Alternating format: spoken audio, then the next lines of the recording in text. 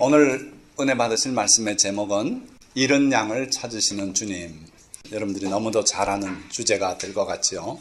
그래도 또 우리에게 주님이 주시는 특별한 은혜가 있으시기를 주님의 이름으로 축원드립니다. 오늘 읽으신 본문 말씀은 누가복음 15장에 있는 말씀인데 세 개의 비유를 소개하고 있어요. 그런데 그때 의외로 많은 죄인들, 그들이 말하는 죄인들입니다. 또는 세리들, 이렇게 해서 함께 할 수 없다고 생각했던 그룹이 예수님 앞에 담대하게 나왔어요. 그리고 예수님께서는 그 사람들을 반갑게 맞아주시고 그리고 그들에게 말씀을 전해주곤 하셨습니다. 근데 그 사람들만 있으면 문제가 없을 텐데 또 예수님 앞에 나오는 또 다른 무리가 있었는데 이분들은 서기관과 바리새인들 또는 대제사장들이 보낸 그 하수인들 이런 분들이 또 예수님 앞에 있었어요. 이분들은 자기들이 스스로 의인들이에요. 그 사람들이 볼 때 예수님 앞에 나온 세리들 또 죄인들 그 사람들을 놓고 스스로 불평을 하고 질문도 던지고 그랬죠. 여기에 대해서 예수님께서 대답하시기를 세 가지 비유로 말씀하세요. 그래서 그 첫째 비유가 잃은 양을 찾아 나서는 선한 목자를 말씀하시고 둘째 비유는 집안에서 10드라크마 중에 1드라크마를 잊어버린 한 여인이 그걸 찾으려고 집안을 온통 청소하다가 발견하는 그런 비유를 말씀하시고, 그리고 세 번째 비유는 너무도 잘 아는 탕자 비유죠.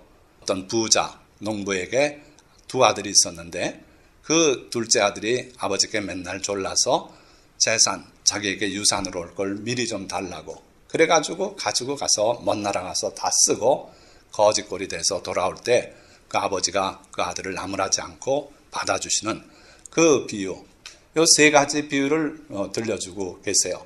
근데 이 세 가지 비유는 결국은 첫 번째 비유와 다 일맥상통해서 오늘 우리가 그 첫 번째 비유, 잃은 양을 찾아 나서는 목자 이야기를 함께 나누고, 그리고 여기 김진규 목사님이라고 하는 이분의 간증을 우리가 함께 좀 듣는 그런 시간으로 설교를 마칠까 합니다.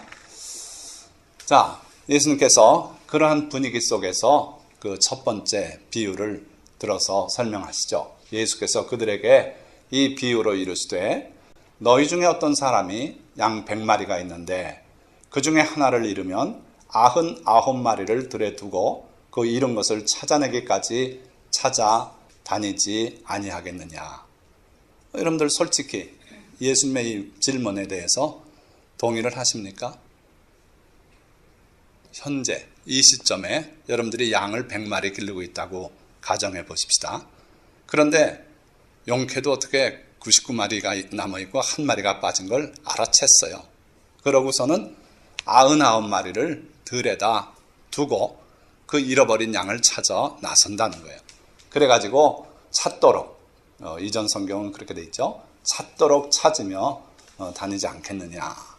여러분들 어떠세요? 99마리 버려두고 그러고 한 마리를 찾기 위해서 어디 있는지 모르는 그 양을 찾아 나선다는 거예요. 자, 오늘 현대인 같으면 이게 맞지 않는 비유가 될 수 있어요. 99마리 있으면 됐지 한 마리 이런 거 할 수 없다. 그럼 어디 가서 사자 먹이가 되든지 곰에게 물려가든지 내가 알 바 아니다 하는 거죠. 그러나 다윗의 그 고백을 보면 자기가 양을 지킬 때에 밤중에 사자가 와서 어린 양 새끼를 물어가면 쫓아가서 막대로 치고 덤비면은 찢어 죽이고 이랬다 그랬어요. 오늘과는 다른 심정들이 아니었겠는가. 자기가 책임지고 있는 그 양들에 대한 책임감이 대단한 사람들이 바로 목자들이었어요. 특별히 우리 예수님은 나는 선한 목자라 그랬어요. 그러시면서 나는 양을 위하여 내 목숨을 내려놓는다고 말씀하셨어요. 그러니까 그런 목자 입장에서 본다면 이건 너무도 당연한 거예요.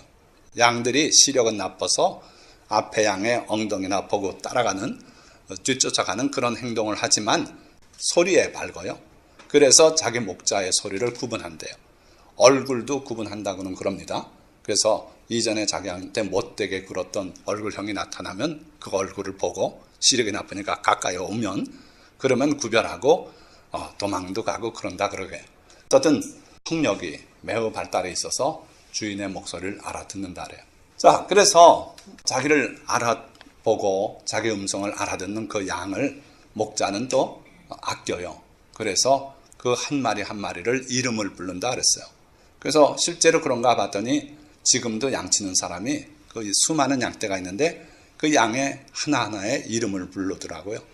그러면 또 그 양이 달려와요. 그런 현상도 봤어요. 그러니까 예수님의 이 비유 말씀은 오늘 우리 산업화된 세상에 바쁘게 사는 우리에게는 낯선 것 같지만 이 당시에 예수님의 말씀을 듣는 이 사람들에게는 이 말씀이 타당한 그런 말씀이었어요.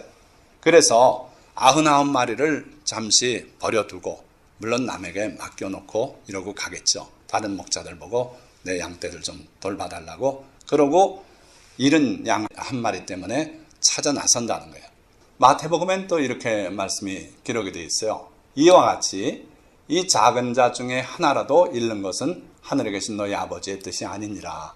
하늘에 계신 우리 아버지 하나님은 우리 한 사람이라도 잘못되는 걸 원치 않으신다는 거예요. 또 이런 말씀도 있어요. 너는 그들에게 말하라. 주 여호와의 말씀이니라. 뭐라고 말씀하냐면 나의 삶을 두고 맹세하노니 나는 악인이 죽는 것을 기뻐하지 아니하고 악인이 그의 길에서 돌이켜 떠나 사는 것을 기뻐하노라. 어떤 악인이라도 반드시 돌이키고 떠나서 생명을 유지하고 땅에서 복받는 삶을 살고 그리고 하나님 나라로 옮기는 게 하나님의 뜻이에요. 그러니까 하나님은 어떤 악인 한 사람이라도 결코 그 악 가운데 죽는 걸 나는 기뻐하지 않는다. 그러시면서 이스라엘 족속아 돌이키고 돌이키라. 너희 악한 길에서 떠나라. 어찌 죽고자 하느냐. 예수님 말씀처럼 이 이름 없는 보잘것없는 작은 자 하나라도 잃어버리는 것. 이거 하나님의 뜻이 아니다. 하나님의 뜻은 한 사람이라도 다 회개하고 은혜 안에 살기를 하나님이 원하신다 이거예요.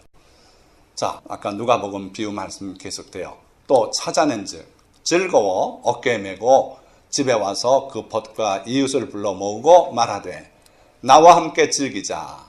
나의 잃은 양을 찾아내었노라 하리라. 자, 여기서도 우리는 약간의 동의가 안 되는 요소가 있어요. 자기 양 한 마리 찾았다고 뭘 오라가라 그래요. 결혼식도 아닌데. 그렇죠? 요즘 결혼식만 찾아내려도 피곤하고 1년에 그 부조금이 꽤 많이 나가고 하는데 이 양 한 마리 잃었다가 찾았다고 벗과 이웃을 불러 모은대요. 그리고 같이 즐기자고. 이게 요즘 심성 같아서는 상상이 안 되는 거예요. 요즘은 너무 이기적이고 개인화됐어요. 그래서 옆집에서 누가 죽어나가고 고독사하고 몇 개월이 돼서 냄새가 나고 그때 가서야 못 견디겠다고 이 집 수상하다고 신고해서 여러분이 백골하되고. 그런데 이 시절에는 그렇지 않았어요. 같이 살았어요. 그래서 옆집에 누가 아파서 누우면 찾아가서 웬일이냐 그러고 돌보고 이런 시절이 바로 이때예요. 그러니까 예수님의 이 비유는 매우 적절한 비유예요. 기쁜 일이 있으면 같이 기뻐하는 거예요. 슬픈 일이 있으면 또 같이 슬퍼하는 거예요. 그래서 찾아낸 즉 즐거워서 본인 스스로도 그 양을 어깨에 둘러매고 집까지 와요. 어깨에 걸머매고 그러곤 좋아서 달려와 가지고는 이웃과 자기 친구들을 모아서 나와 함께 즐기자. 나의 잃은 양을 찾아내었노라 하리라. 이 시절이 좋은 시절이에요. 주님은 우리의 심성이 이렇게 되기를 바라실지 모르겠어요. 자, 누가복음 15장은 그 다음에 한 여자에 대한 이야기를 또 해요. 그래서 10드라크마가 있었는데 한 드라크마를 잃어버렸다. 그래서 그 여인이 등불을 켜고 집을 뒤지고 쓸고 해가지고 결국 찾아냈다. 찾아냈을 때 자기 친구들과 이웃들을 불러 모으고 그러고 함께 즐기자고 그렇게 말했다는 거예요. 그런데 그 비유도 그냥 그러려니 그러고 읽다 보면 넘어가는데 잘 따지면 동의가 안 돼요. 왜 그렇습니까? 드라크마가 얼마입니까? 하루 임금이에요. 그러니까 데나리온으로 더 많이 표현되죠. 데나리온이라는 거 많이 들어보셨죠? 로마 시대가 왔을 때 만든 화폐인데 결국 같은 중량이에요. 은으로 만든 화폐니까 동전이니까 중량이 같은 가치를 가지죠.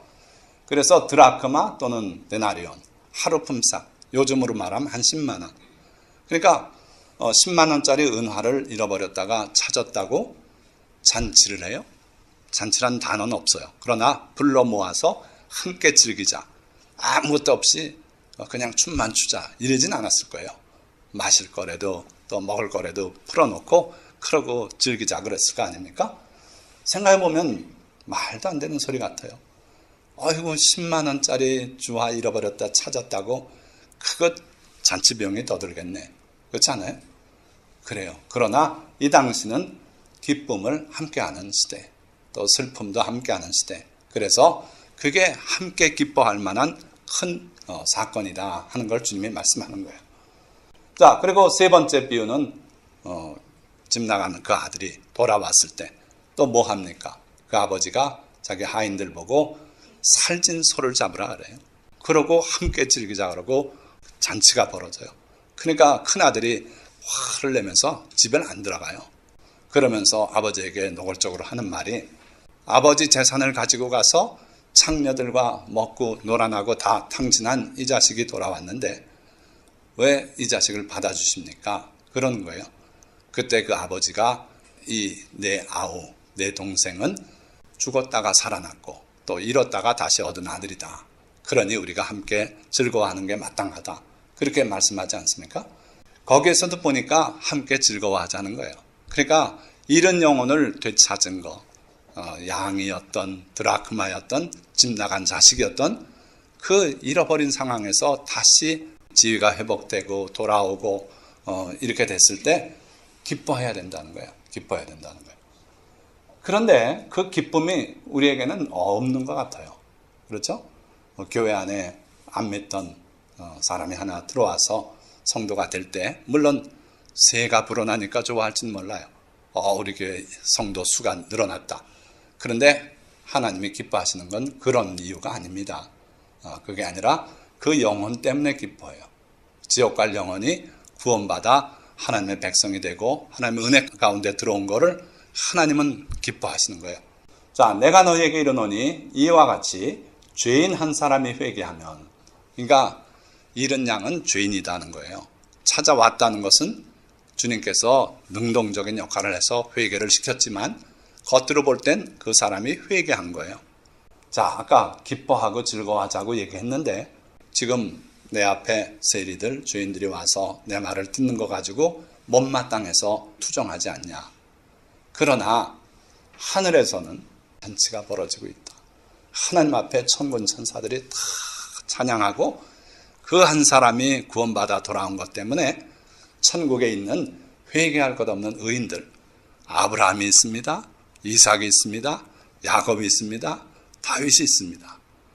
다니엘이 있고 많은 의인들이 하나님 앞에 도열해 있는데 그들로 인해서 하나님이 기뻐하는 것보다 저 땅에서 죄짓다가 회개하고 돌아와 하나님의 백성이 되는 그 순간을 더 기뻐한다는 거예요. 그러니 너희 어떻게 하는 게 옳으냐? 그 사람 불평하고 무시하고 하는 것보다는 하나님처럼 하늘에 있는 천사들처럼 너희들도 기뻐해야 된다. 그런 얘기예요. 자, 그래서 다니엘서 12장 3절엔 이런 말씀이 있어요. 지혜 있는 자는 궁창의 빛과 같이 빛날 것이요 많은 사람을 옳은 대로 돌아오게 한 자는 별과 같이 영원토록 빛나리라. 그러니까 잃은 양이 길을 잃고 헤매다 찾아서 우리로 돌아왔을 때 하늘에서 기뻐하는 것처럼 너희들도 한 죄인이 회개하고 돌아올 때 기뻐해야 마땅하다. 기뻐해야 마땅하다. 또 하나는 너희들도 그들을 찾아서 데려오는 일에 협력하는 것이 타당하다 하는 거예요. 한 영혼이 회개하고 돌아오는 게 그만큼 소중하기 때문에 그렇다는 거예요. 그래서 많은 사람을 옳은 대로 돌아오게 한 자는 별과 같이 영원토록 빛나리라. 우리가 볼 땐 우스워 보여도 전도 많이 한 사람이 최고예요. 하늘나라에서. 그래서 오늘 제 설교는 여기까지고 이제 간증을 들려드리려고 그래요. 태선 스님이 김진규 목사가 돼서 간증을 했어요. 무슨 얘기냐면 이분이 지금 머리를 길러서 멀쩡한데 머리 빡빡 깎고 태선 스님이라는 이름으로 17년을 중생활을 했어요. 그런데 이분이 결국 하나님 앞으로 돌아와요. 돌아오는데 그 과정을 자기가 쭉 얘기하는데 그 중에 중요한 게 다비식을 보고서 불교에 대한 회의를 갖기 시작해요. 뭐냐면은 그 절간에 있을 때 거기 노승이 있었어요. 자기 스승이라고도 그러더라고요. 어쨌든 가르침을 많이 베풀었던 분이니까 84살 대신 그 노승이 중풍이 걸렸어요. 그래서 자기가 거동을 못해요. 그러니까 밑에 젊은 중들이 승려들이 수발을 다 해드리는 거예요. 목욕시켜드려요. 대소변 받아내요. 옷 갈아입혀요. 음식 드려요. 다 하는 거예요. 근데 젊은 그 승려 한 사람이 책임을 맡아서 이제 수발을 하고, 그러고 그 변기통을 들고 나가다가 걸려서 그냥 넘어져서 요강을 깨뜨리고 그 똥오줌이 다 튀고 흐르고 난리가 난 거예요. 그러니까 그 젊은 승려가 그걸 다 또 치우고 그러다가 성질이 난 거예요. 그래가지고 그 노승한테 왜 살아서 이렇게 추한 걸 보이고 언제까지 이러겠냐고. 그러니까 이 노승은 그 말에 큰 충격을 받은 거예요. 그래, 내가 죽어야지. 그러고서 이제 먹을 거 가져오지 마라 하면서 식사를 거부하기 시작했어요. 승려가 죽게 되면 화장을 하는 걸 다비식이라 그래요. 그러니까 장작을 한 10층쯤 쌓고, 그리고 그 위에 시체를 묶어서 올려놓고, 그리고 석유를 갖다 뿌리고, 그러고서 그 위에는 예쁘게 연꽃 모양으로 이렇게 도복을 잘 접어서 위에 올려놔주고, 그리고 불을 당기면 이제 불이 붙어서 다 타 없어지죠. 그래가지고 참관을 하는데 그 일을 끝내고 나서 너무 충격이 와서 불이 타다가 다 타지 못하고 꺼지면 또 다시 불을 피우고 2번, 3번 불을 다시 피우고 해서 결국 다 태워가지고 재가 되면 그걸 가져가서 뿌리면서 수리수리 마수리 그렇게 하고 이제 일을 마쳤는데 도저히 그게 머리에서 안 떠난대요. 나도 중이니까 죽으면 이런 다비식으로 태워지겠구나. 정말 끔찍하더래요. 그래서 이분이 깊은 생각을 하게 됐고, 그러고 시주를 하러 나갔는데 어떤 청년이 다가와서 스님도 예수 믿고 구원 받으세요 그러더래요. 그래서 구원이 뭔가 물어봤더니 예수님 믿고 영생하는 겁니다. 그렇게 말하더래요. 그러니까 이분이 이제 그 청년을 그런 거짓말하지 말라고 그러면서 남으라고 그랬는데 한참 가다 보니까 그 청년이 또 쫓아오더래요. 그래서 쫓아와가지고 뭘 자기 시주 주머니 뒤에 메고 다니는 거기다 쑥 넣어주더래요. 물어봤대요. 이게 뭐냐고. 그랬더니 성경이다. 그러면서 하나님 말씀이라고. 그러니까 또 하나님이 어디 있냐 그러면서 또 야단을 치고 그러고 어쨌든 돌아왔어요. 그런데 그 시주주머니에서 이제 돌아와서 아까 줬던 그게 궁금해서 털어냈는데 기독교인들이 이걸 가지고 믿으니 뭔가 있겠다 해가지고 그걸 숨기고 그러고서 6차례를 읽어봤대요. 그래서 이분이 결국은 성경을 읽으면서 진리를 발견했어요. 야, 기독교를 믿어야겠구나. 그래가지고 결국은 이제 그 절간을 나왔어요. 뛰쳐나왔어요. 나와가지고 서울로 도망을 갔어요. 가가지고 이제 거기서 일들을 겪고 하는데 한번 그 내용 간증을 들려드릴까 합니다. 서울로 올라가 서울에 그래가지고 막 입었던 성복 냈다 던져버리고 작업복 한 벌 사입고 구두 사시 입고 서점에 가가지고 성경 살려고 왜 너무 비싸가지고 찬송음 한 거 사가지고 그 다음에 또 하숙집 하나 얻어놓고 취직해가지고 예수 믿는다고 뭐 어디를 가야 취직된지 모르잖아요. 꿀뚝대만 보고 가면 꿀뚝대 가니까 순실이 있대요. 그래가지고 아주 인사 이렇게 하고는 중으로 있다 나왔단 말을 하니까 창피해가지고 시골에서 올라온 사람인데 취직하러 왔다고 수의실에 있는 사람들이 내 모습을 이렇게 보더니만 밑에는 자갑복 입었고 머리는 빡빡 깎고 놓으니까 당신 몇 년 살고 나왔소? 그래 내가 17년 살고 나왔습니다. 그 다음에요 이놈아 17년 산 놈을 누가 취직시켜 준다노? 나는 중 10년 했다고 그랬지. 자기들은요 교도소 17년 살고 나온 줄 알고 그래가지고 신용을 안 해주는 거예요. 내가 고생만 했습니다. 나는 예수 믿으면 금방 복 받을 줄 알았더니 그렇게 힘들더라고요. 그래가지고 취직도 못하고 한 번 또 식당에 앉아가지고 올라. 밥 먹는 사람 보고 취직시켜달라고 그랬거든요. 그 두 젊은 청년이 자기 회사 가면 된다고 가자 부르대요. 야, 이제 살판 나다 싶어서 따라갔어요. 가다가 하는 말이 사장님께 인사하려면 몇 입으로 되겠느냐? 뭐 좀 살 돈 있나 그러길래 없다고 하면 안 될 것 같아. 있다 그랬죠. 가자고 돼요. 어디로 끌고 다니는데요. 밤 11시 반이 돼서 끌고 다녀요. 내중에요. 다리 밑으로 들어가더라고요. 그것도 앉혀놓고라. 네가 취직자리가 여고시니까 사장님 만나고 올 테니까 돈 내놓으라. 깡패더라고요. 그러면 돈 안 뺏기려고 막 도망가다가 땡지는 강목에 맞아가지고 그대로 쓰러졌어요. 내중에 까무러졌다가 정신이 깨나서 일러 보니까 이마가 갈라져가지고 피가 막 온 옷에 피투성이 돼. 호주머니는 10원 안 되고 홀라닥 털려버렸어요.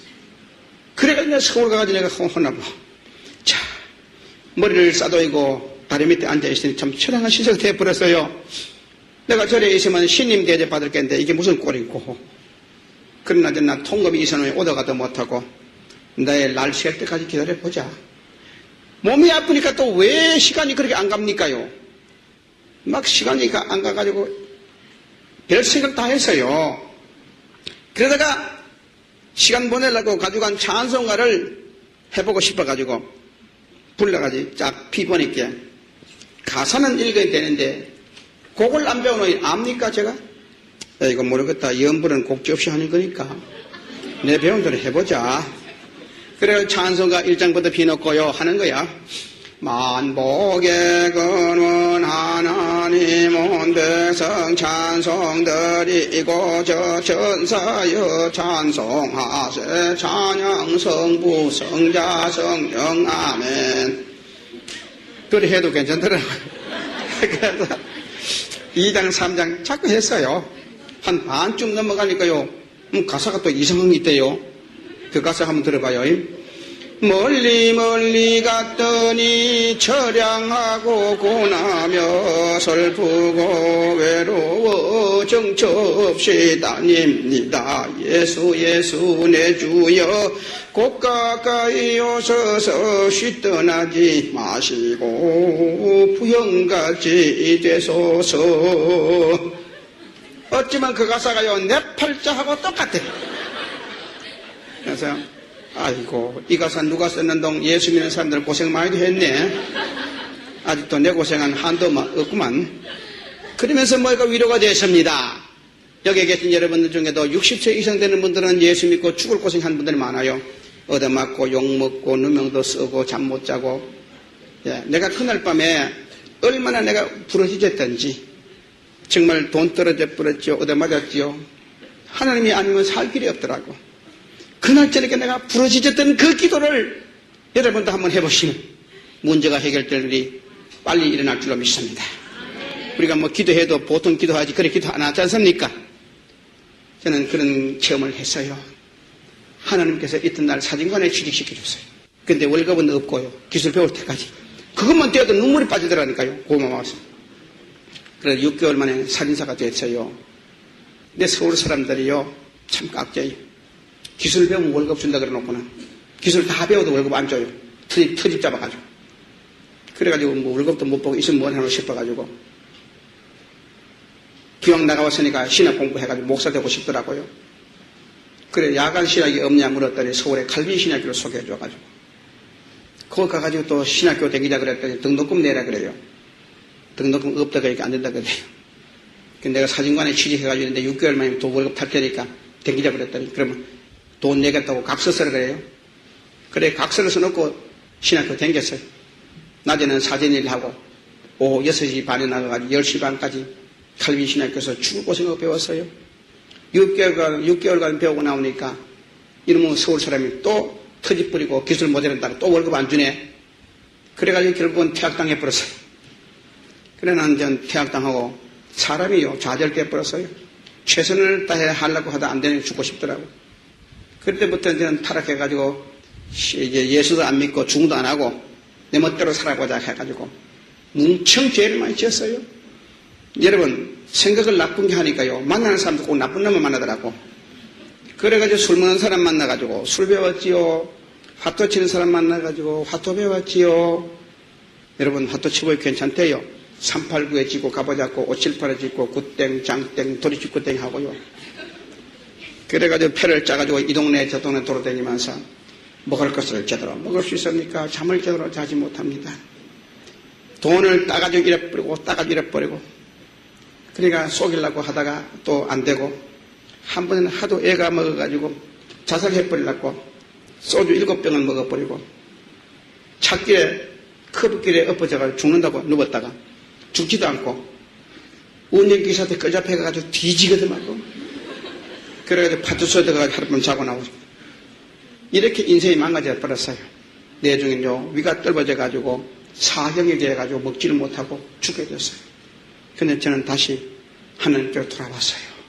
사람이 위급해야 하나님 찾더라고요. 위급 안 하면 안 찾아. 그 결국은 하나님께서 다시 돌아오게 돼요. 그래가지고 저는 목사도 똑같은 목사가 아니에요.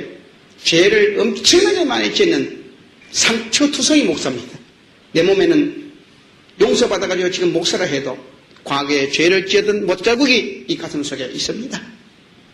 여러분들은 하나님의 택한 백성들인데 죄를 짓고 낙심하지 말기를 바랍니다.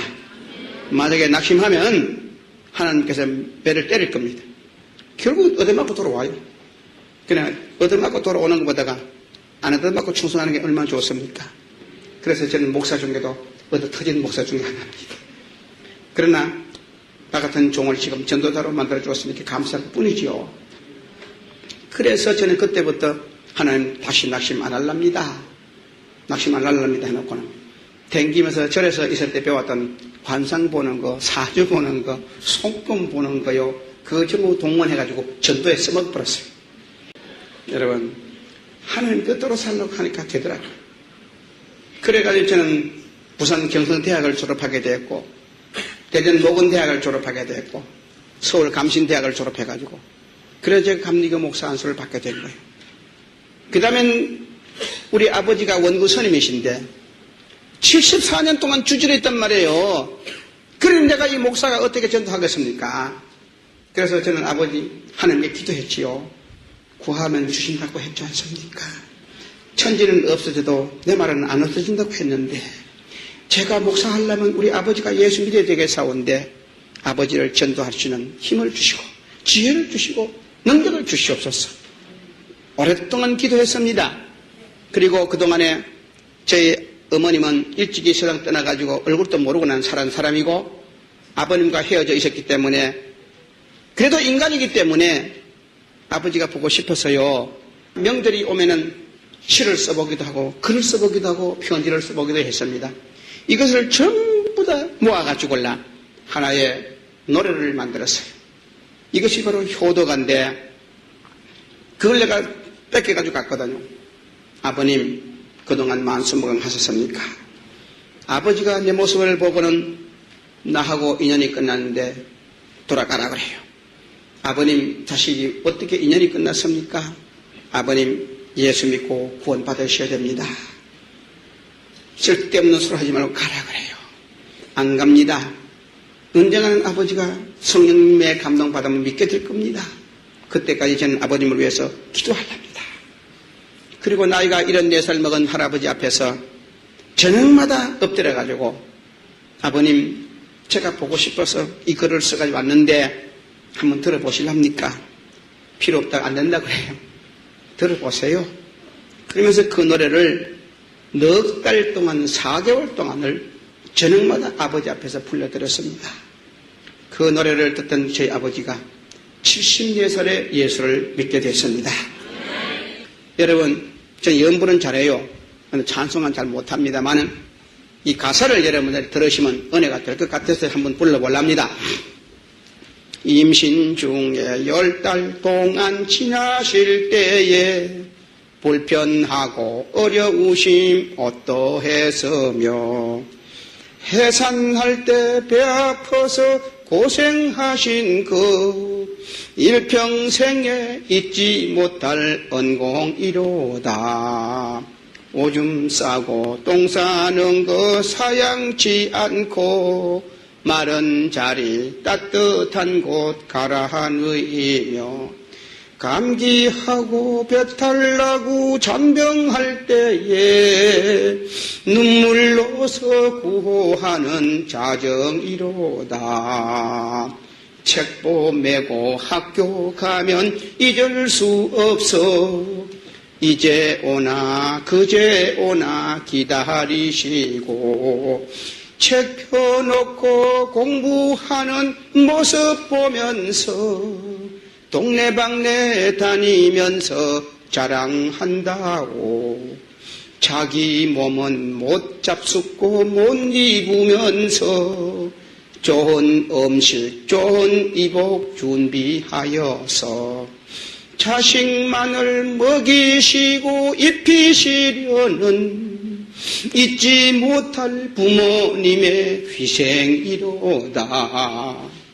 자기 몸은 못 잡숫고 못 입으면서 자식만을 먹이시고 입히시려는 잊지 못할 부모님의 크신 은혜라.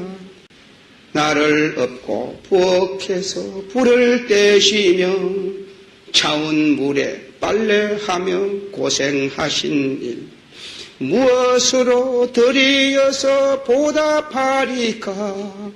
보배로서 갚지 못할 은공이로다. 부모님의 설라 떠나 고독한 몸이 새벽마다 눈물 흘려 기도하면서 보고 싶어 애태우신 생각할 때에 목이 메고 가슴 아파 눈물만 나고 재물 많은 부모라면 덜 아련만은 가난하게 기르신 그 애처롭도다. 못 먹이고 못 입힌 그 보원도 되고 마음대로 못해주어 병이 되었네. 어릴 적에 집을 떠나 불효한 자식 부모님이 그리워서 못 견디겠소. 애지중지 길러주신 부모님은 무엇으로 드리어서 보답하리까. 금은 보석 문화주택 못해 드리나 부모님의 교훈만은 잊지 않고서 부모님의 그 이름을 빛내기 위해 하나님의 법도대로 살아보리다. 할렐루야. 이제 박수 한번 쳐줘야지요.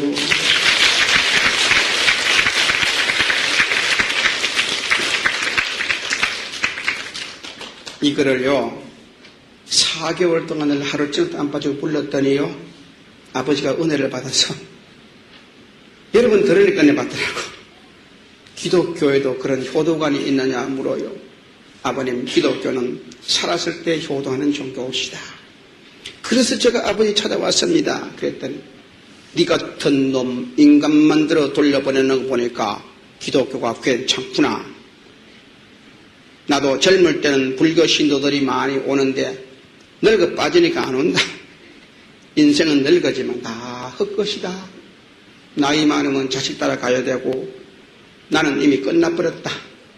네가 하나님과 예수를 믿어가지고 잘 된다면 나도 너를 따라 예수 믿지. 할렐루야. 저희 아버님은 74살에 74년을 입었던 성복과 염주 그리고 책 같은 거 사정없이 불태워버리고 예수 믿게 됐습니다. 이렇게 되는 그날에는 얼마나 기뻤는지 몰랐어요. 그 후에 우리 아버님이 가지고 있던 절가는 대저성절이기 때문에요. 그거를 허물어가지고 고등공인학교를 세웠습니다. 왜 그랬느냐? 그때 당시는 자녀들 중에 돈이 없어서 중학교 못 간 여자들이 엄청나게 많아서 나는 그 아이들을 전도할 욕심으로 절간을 변화시켜서 학교를 만들었고 부추를 드러내니까 벌레가 바글바글 부처 밑에만 앉아 석유를 부어가지고 불을 태우니 꼬불탕 다 타줄게. 절에 다니는 사람들은 저놈이라고 얼마 안 있으면 벼락 맞아 죽는다 그러는데 아직까지 벼락 안 맞았습니다. 여기 김해 성불사예요. 김해 성불사에 그 손용식 주지가 절을 쪄가지고 10년 만에요. 벼락 맞아 버렸어. 홀랑 타버렸어. 그래가지고 쓸데없다고 자기가 나와가지고 지금 예수 믿고요. 신학교 다니면서 나하고 같이 우리 교회에 있습니다. 그리고요. 그 자녀들을 모아 돈 안 받고 공부 가르친다고 모아놨더니 엄청나게 아이들이 몰려왔어요. 그래 그 아이들에게 참 등록금은 내가 안 받지만은 책 살 돈도 없은 아이들이. 그래가지고 서울에 올라가가지고 미순 석굴에 댕기면서 책을 좀 얻어다가 아이들 나눠주니까 12과목이 넘대요. 중학교 과목이. 그렇죠? 그 원천은 과목마다 선생님이 있어야 되지 않습니까? 내가 돈도 없는데 내 혼자 교자인데 월급을 못 주니까 내 혼자 그거 다 가르치는 거야. 교장도 되고 담임도 되고 과목 선생님도 되고. 그 12과목을 내 혼자 다 가르쳤으니 내가 얼마나 머리가 좋습니까? 좋기는 뭐 좋아요? 모르면 안 가르치고 아는 것만 가르쳤죠. 안 그래요? 내가 무슨 투표요? 이렇게 넘어가다 모르면 덮어버리고 아는 것만 가르쳐. 저는 내보다 더 모르니까 학생들 질문도 모아하더라고. 그러면서 가르쳤고 저녁마다 모아가지고 특별 강의로 전도했어요. 그래가지고 성경 읽고 기도하고 찬송 가르쳤어요. 근데 그 아이들이 신앙을 받아들이니까요. 성령이 충만합니다요. 그래 그 부모를 막 전도하다 생명으로 전도했어요. 사회 졸업생을 제가 얻었어요. 그 사회 졸업생 내고 나니까 중학교가 평등화가 되니까 고등국민학교가 필요 없더라고요. 그래서 그 고등국민학교를 지금은요 십자가를 따라가지고 교회를 만들어버렸어요. 그래가지고요 절이 변해서 학교가 되고 학교가 변해서 교회가 된 곳이 경상북도 영양군 청기면 사동이라고 하는 절골마을의 사동교회가 그렇게 세워진 교회예요. 그리고요 그 아이들이 예수 믿어가지고 지금 잘 됐어요. 목사가 3사람이 나오고요 장로가 7명이 나왔어. 초등, 중등, 고등학교 교사가 나오고 지금 대학교 교수가 나와서요 그 고등국민학교 출신 중에 예수를 믿으니까요 사람의 운명이 바뀝니다. 그 지금 절 2개가 싹 없어져 버렸어요. 여러분 따라하세요. 예수를 만나면 예수를 믿으면 운명이 바뀝니다. 내 가족이 예수를 믿으면 가정이 바뀌고 지역이 예수를 믿으면 지역이 바뀌는 줄로 믿습니다. 그래가지고 저는 그 지역을 복음을 했지요. 그리고 서울에 올라와가지고 그 중생교회를 세우고 중생 선교회를 세워가지고 중들을 전도했는데 기독교로 돌아온 중이요 92사람입니다. 적지 않지요? 이분들을 오면은 돈 가지고 오는 분이 한 분도 없어. 그러니 옷을 뺏기고 다른 옷을 사입혀야 되고 고무신 벗기고 구두 신겨야 되고 그 다음에 머리 길러니까 이발 씻겨야 되고 장가 보내야 되고 시집 보내야 되고요. 사명감 있는 사람 신학 공부 시켜야 되고 제가 22년 동안 지금 그 일을 지금 하고 있습니다. 그러니 힘들겠어요? 안 힘들겠어요? 참 힘듭니다. 어린 아이들 같으면 말은 잘 들어먹는데 나이 많은 중들이 말 잘 안 들어먹어요. 그래가지고 구원의 확신이 너 들어가야 내보냈고 이런 일을 지금까지 하는데 그게 제가 이렇게 비짝 만났습니다. 그런데요 이것이 바로 기독교 방송국의 소문이 나가지고 그래서 새롭게 하소서에 학교가 변해가지고 절이 변해서 학교가 되고 학교가 변해가지고 절이 교회가 됐다.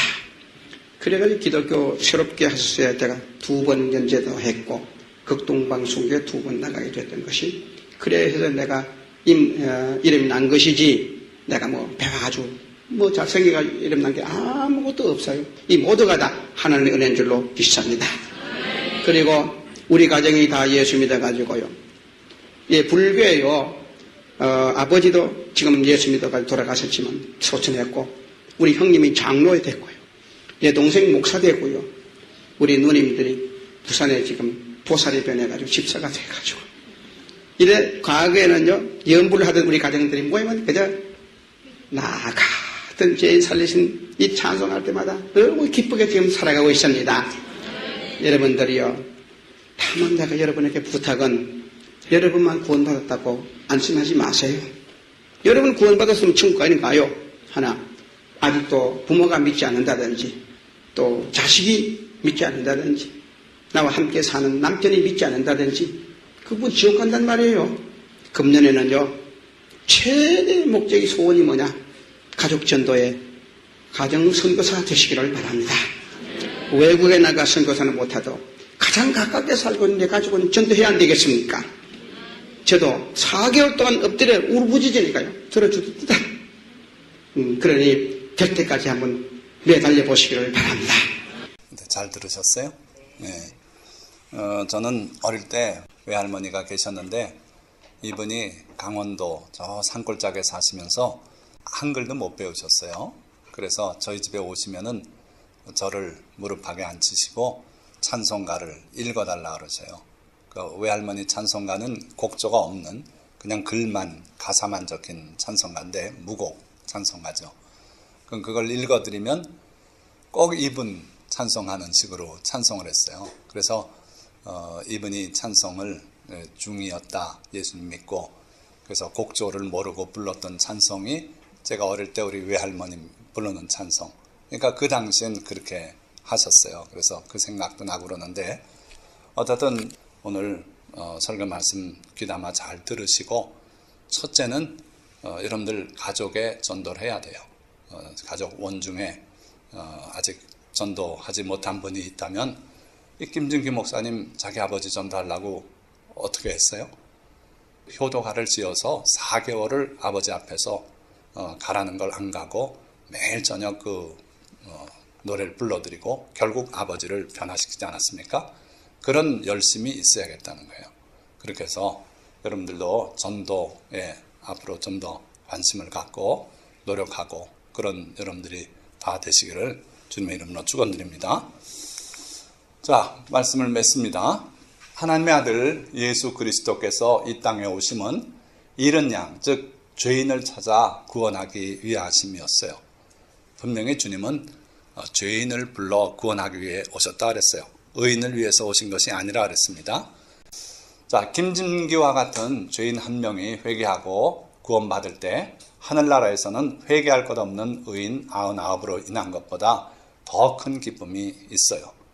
바로 이 기쁨이 우리 하나님의 기쁨이고 거룩한 천사들의 기쁨이고 또 구원받은 성도들의 기쁨인데 우리도 이 기쁨을 함께 누리기 위해서 노력을 해야 된다는 거예요. 구원받은 김진기 목사는 74년 동안 대처승으로 살아온 아버지 앞에 엎드려 넉 달 동안 효도가를 불러드림으로써 아버지를 예수님 품으로 인도하셨어요. 오늘 제가 우리 여기 컴퓨터가 하도 낡은 거라 중고를 샀거든요. 우리 교회 창립할 때. 그러니까 세월도 많이 갔고 이 버전이 옛날 거라서 유튜브 동영상을 못 봐요. 근데 유튜브 동영상을 볼 수 있다면 오늘 그걸 보면서 은혜를 나눴으면 더 좋을 텐데 왜냐하면 이 효도가를 부를 때 그 예배당 안에 있는 벌써 10몇 년 전이지만 그분들이 죄다 울어요. 저도 그렇고 많은 은혜를 받았어요. 동영상과 함께 보면 참 더 큰 은혜가 될 뻔했어요. 어쨌든 이 김진기 목사는 자기 아버지 한 영혼을 구하기 위해서 4달을 버티고 가라는 그 아버지의 불호령을 견디면서 그렇게 이 노래를 반복해서 불러드릴 때 아버지가 결국은 기독교도 괜찮은 종교구나 하고 그러고 돌아왔어요. 자, 그것처럼 우리도 전도에 있어서 이 정도 끈질김이 있어야 된다는 거예요. 이 정도 열성이 있어야 한 영혼을 주님 앞으로 인도할 수 있다는 겁니다. 우리도 한 영혼을 구원하기 위하여 선한 목자 예수님처럼 그리고 김진기 목사님처럼 최선을 다해야 할 줄 믿습니다. 수모를 겪으면서도 그렇게 해서 많은 사람들을 주님께 전도했어요. 이 타종교인들을 전도하고 하려면 온갖 핍박이 다 들어옵니다. 타종교인들을 전도하기 위한 일들을 회방하고 해코지하려고 이러는 사람들이 많아요. 그럼에도 불구하고 그분은 그 중들을 전도해서 92명을 하나님의 백성으로 삼았고 그 이후에도 이 일을 계속하고 계신 거예요. 우리도 그렇게 할 때 우리는 영혼 구원의 열매를 맺을 수 있어요. 그냥 한두 번 예수 믿으세요 쪽지 나눠주는 거로 안 되더라는 거예요. 지금은 더 그래요. 지금은 온갖 오락거리가 많고 즐길 거리가 많고 잘 먹고 잘 살기 때문에 예수 믿으라고 해가지고 믿을 사람은 없어요. 그래도 우리가 이 김진규 목사님처럼 4달씩 그렇게 한 영혼의 구원을 위해서 매일같이 엎드려서 노래 부르는 그런 성의가 있다면 하나님께서 더 쉽게 구원하실 수 있지 않겠나 하는 거예요. 그래서 여러분들도 그런 열매를 맺는 그런 성도가 되시고, 그래서 다니엘 말씀처럼 별과 같이 영원토록 빛나는 성도가 다 되시기를 주님의 이름으로 축원합니다. 전도합시다. 기도하겠습니다.